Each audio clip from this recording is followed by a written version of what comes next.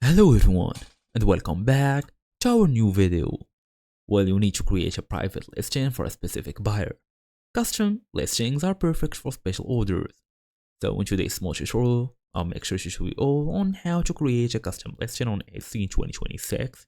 Fast and easy as usual. Let's get started. So first and first, go all the way to the shop manager on Etsy. You're gonna ask me how would I do so and every other detail, I will show you how. All we're gonna do is make sure you are fully connected to the internet, go all the way to etsy.com, look for it, then go to the website, log in using your email address and password, then go all the way to the shop manager here.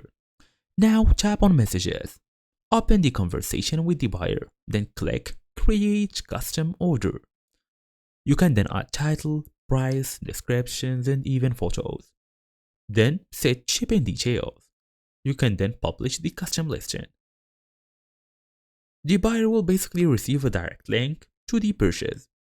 As for a pro tip, always confirm details and pricing in messages before creating the custom order. So basically to save more time and for you to not do it again and again.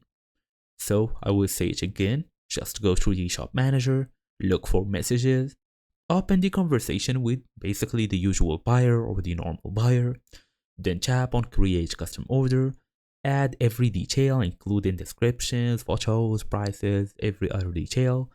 Don't forget about the shipping one as well, and publish it for the buyer so he can basically buy from that link.